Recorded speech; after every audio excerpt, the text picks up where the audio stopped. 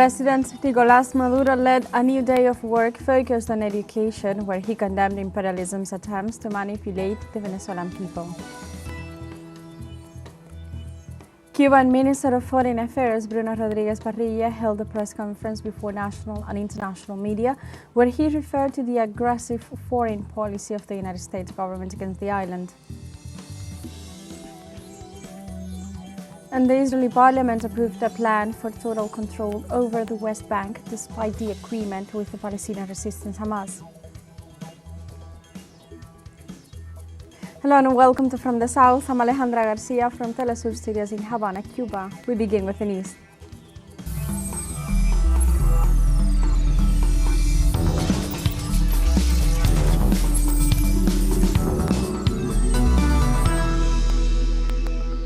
President Nicolás Maduro led a new day of work focused on education, where he condemned imperialism's attempts to manipulate the Venezuelan people.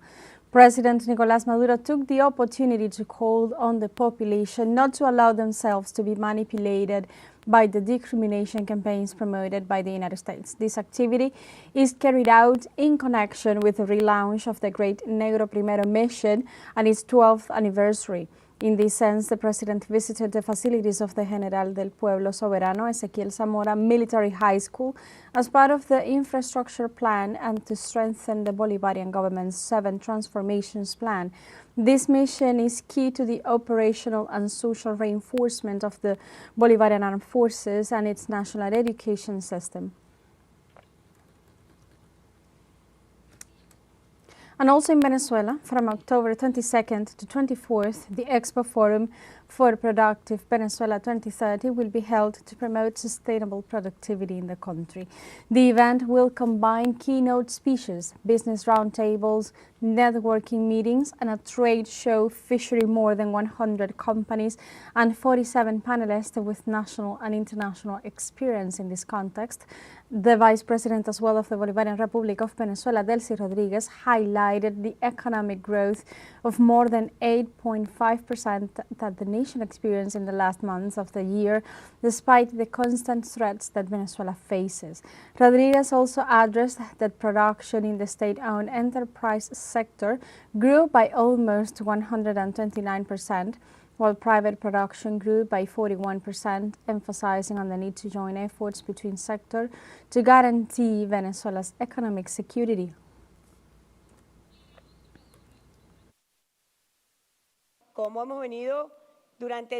We have been growing for 18 consecutive quarters. Nothing has stopped us. Just imagine everything that has happened in 2021, 2022, 23, 24, and this year. How many actions seeking to disrupt the stability of the country, disrupt economic, political, and social tranquility, and Venezuela continues to stand tall. You continue to stand tall. No one has brought us to our knees. No one has undermined our capacity, our determination, our will to keep moving forward. Venezuelan Vice President Delcy Rodriguez said that the Bolivarian nation experienced an economic growth of 8.71% during the first quarter of 2025. There are those who think they can go around the world invading, destroying, looting, and sparing. That is not going to happen in Venezuela, and the answer that the so-called economic agents have given you, but you are really the economic actors in Venezuela. That is not going to happen in our country. That is not going to happen. What is happening is this economic miracle, where we show growth, where the third quarter of the economy, according to the official statistics of the Central Bank of Venezuela, already indicate an 8.71% growth and project 8.5% for the end of the year 2025. That is the truth, that nothing stops us. We are only focused on a single path, which is a productive Venezuela, projecting towards 2030, 2040, and 2050. And we now travel to Miranda State, where our correspondent Álvaro Fragua continues to explore Venezuela. He brings us the story of the community of Yahuapita, specialized in cocoa cultivation and production. This is an example of the work by social production units that promote economic development while also building community and deepening mutual support. Let's see. In the fertile lands of the state of Miranda, cocoa is cultivated through a community effort and with the support of national and international programs aiming to boost production. Small producers have organized themselves to improve the grain's quality and open new markets. We have an 800 square meter nursery that was a partnership between Venezuela and Turkey. Here in Yagopita, we were selected as a pilot community for an agency called TICA through the Socialist Corporation of Venezuelan Cocoas. Once harvested and dried, women at home turn the beans into a delicacy ready to drink. They make artisanal chocolates with family recipes, mixing coconut, nuts, and pure cocoa. Afterwards, we prepare the chocolate. Then fillings are added. Some are with coconut, some have pineapple, peanuts, nuts. And then we put it in the fridge to set. And it's ready. Working with cocoa generates not just income but also knowledge. Neighbors share workshops and training to strengthen cooperatives and form new generations of chocolatiers. I became a cacao worker through a sister who was also interested in this, and we started exploring. She took the course and then taught me, and here we are. Producers make use of every part of the cocoa fruit, the shell, the pulp, the outer husk, demonstrating that cocoa is also a model of sustainable production. We can really use everything from cocoa. From the shell of the pod, which we make shakes with, to what's called the babas of the cocoa, the pulp that covers the fresh seeds. With that, we also make drinks. The husk is used to make cocoa shell tea. However, climate change and water scarcity affect crops. Farmers warn that rivers are drying and plants are suffering the consequences. The main challenge we face now as cocoa producers is climate change because water levels are very low. Right now, rivers and streams are quite dry for this time of year, October. Despite difficulties and the U.S. blockade, Venezuelan cocoa export grew 10% in the first half of 2025 compared to the previous year, generating pride and satisfaction for local production. Obviously, there is huge satisfaction that goes beyond profit, beyond money. It's also that satisfaction that fills us as human beings. Cocoa from Miranda is much more than an export product. It is the testimony of a people who believe in communal work, solidarity, and their own strength. It is also an ancient tradition that carries thousands of life stories. We invite viewers to write to the social media accounts shown on the screen to share their own stories. Esto es Venezuela en Movimiento y yo soy Álvaro Fragua y nos despedimos hasta la próxima. And now we have a short break coming up, but first remember you can join us on TikTok at teleSUR English, where you'll find news in different formats, news updates, and much more. We'll be right back. Stay with us.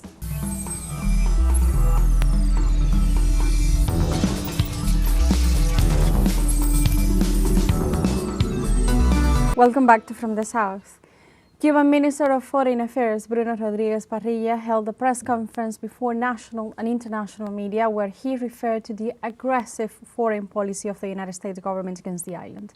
The minister affirmed that a few days before the United Nations General Assembly considers Cuba's report on the need to lift the blockade, it is necessary to denounce the campaign of misinformation and coercion unleashed by the United States to prevent international support for ending this unjust policy.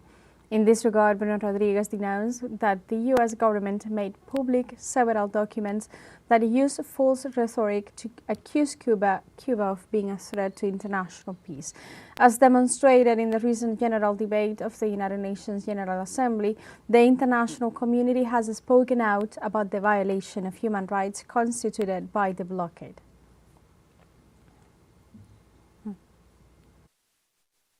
In this context, the Cuban foreign minister addressed the misinformation campaign from the United States aimed at countries that have historically supported the lifting of the economic blockade. He has a fraudulent approach that on one side they try to prove, and it's one of the subtitles, the Cuban regime does not deserve your support. This is directed to governments that always have voted for decades, some with over 30 years, in favor of the elimination of the blockade, of the reestablishment of international law, the end of a crime of genocide in the framework of the corresponding convention, and that as an overwhelming majority of the member states of the United Nations that reflect also the thinking and position overwhelmingly in a majority of U.S. citizens that are the ones paying the emissaries, the U.S. diplomats that are involved in this management, that also reflect the majority opinion of Cubans that live in the United States, all of which at the same time are victims of this aggression policy and hostilities and blockade. In addition, the Cuban diplomat denounced the threats and lies that the United States government uses to justify maintaining the blockade. Does not feel the need to argue its seriousness with the government. They believe that the brutal pressure and acts of threats are more than enough. I read the document and I realize that they don't really want to convince anyone. They only want to intimidate and pressure. It is not the blockade the cause of issues of problems of the Cuban economy. I have proven with data, and I'm willing to do so again. We are willing to debate on this issue. Experts are also willing to do this, Cuban experts in our economy, to show that the blockade is the main cause of the issues of our economy and the main obstacle for our development.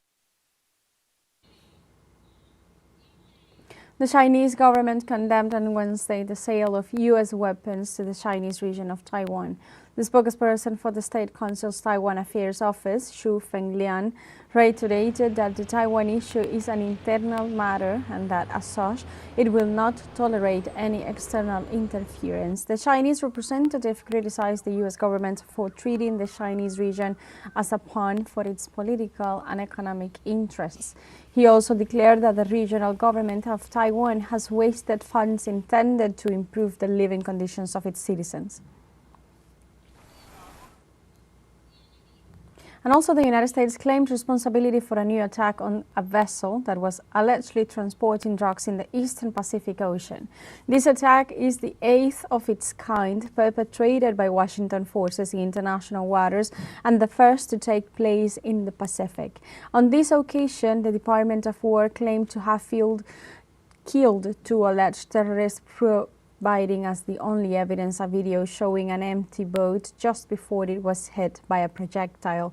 On the other hand, this new aggression contradicts the U.S. assertions about international drug trafficking routes, and given that the White House had previously identified the Caribbean as the main drug route to North America, a statement that contradicts multiple reports from international organizations.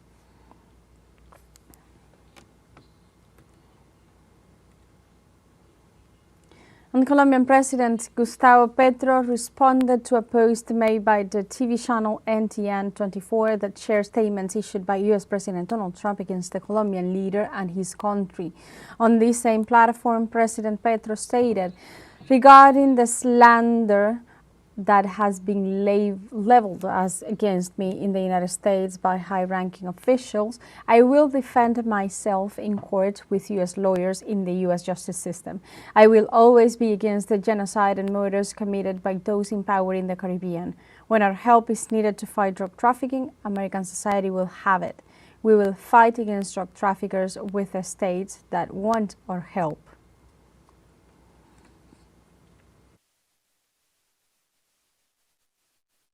We go now to Peru, where military and police units have been on patrol since early Tuesday following the declaration of a state of emergency due to anti-government protests. The interim government decision was made under the argument of stopping the presence of what it described as hitmen and mafia groups and allows the armed forces to support the national police. The measure affects about 10 million people, in addition to restricting rights such as freedom of assembly and the inviolability of the home. The protesters demand an end to the reform of the pension law, which has less than 2% of people's approval. The state of emergency comes in the context of the intense mobilizations that continue to develop in the Andean country in rejection of the government of José Herrí.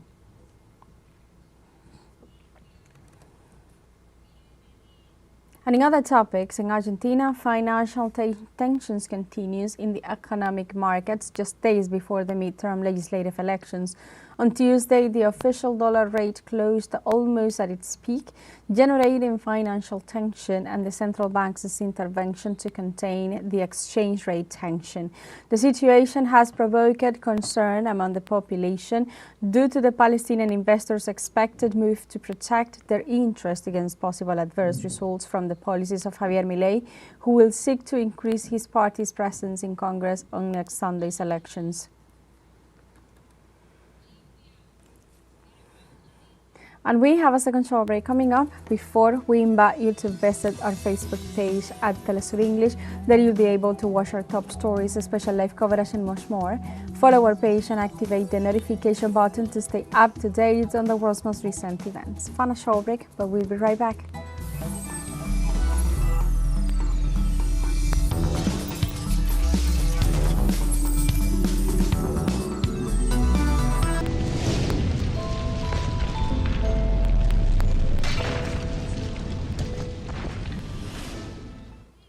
Welcome back to From the South.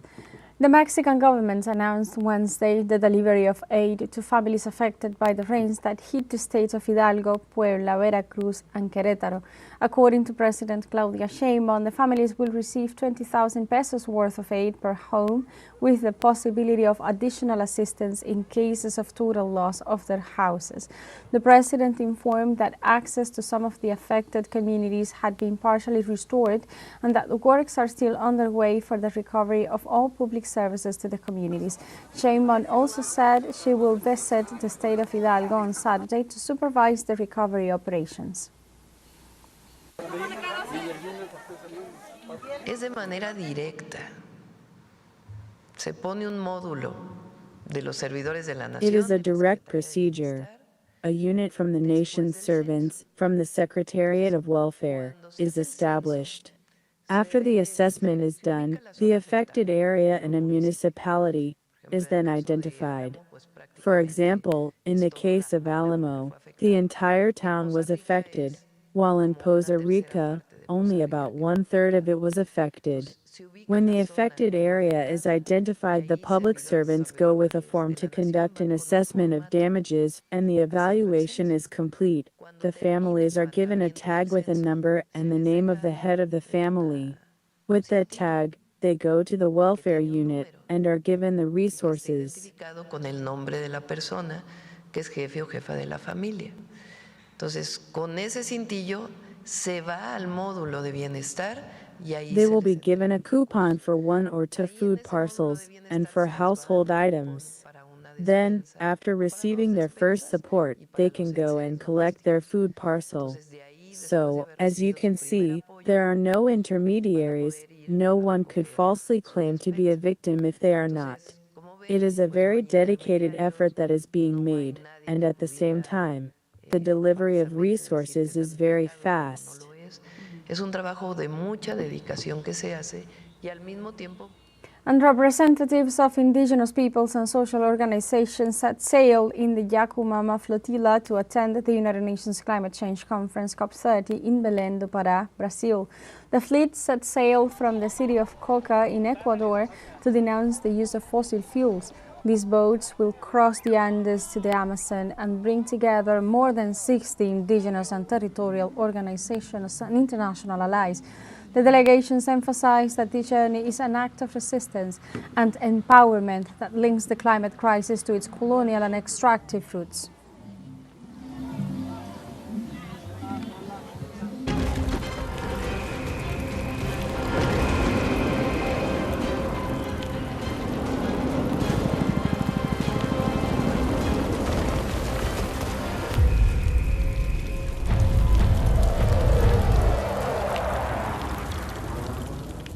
The Israeli parliament approved a plan for total control over the West Bank, despite the agreement with the Palestinian resistance Hamas. The measure taken by the Zionist regime aims to formalize total control over Palestinian territories and consolidate military dominance in the enclave. Local lawyers and organizations describe the Israeli plan as a violation of international law and the principles of self-determination of the Palestinian people. While the Israeli army continues to confiscate land and also expand illegal settlements in the occupied West Bank, in addition to continuing the illegal detention of Palestinian citizens.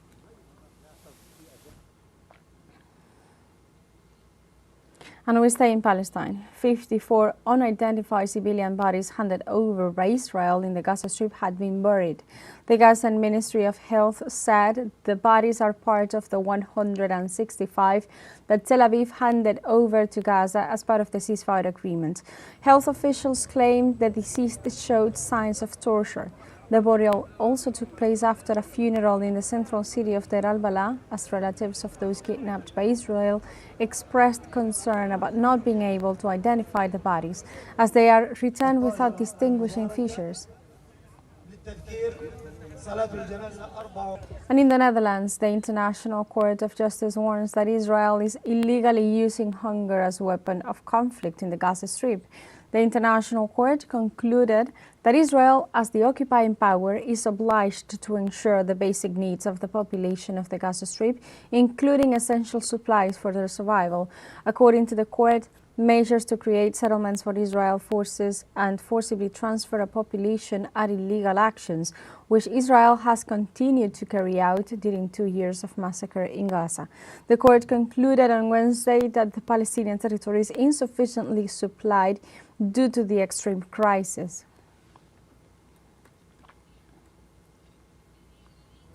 And after this information, we have come to the end of this news brief. Remember, you can find these and many other stories on our website at telesurenglish.net. Also, we invite you to join us on social media. We are on Facebook, X, Instagram, Telegram, and TikTok as well. For TeleSUR English, I'm Alejandra Garcia. Thank you for watching.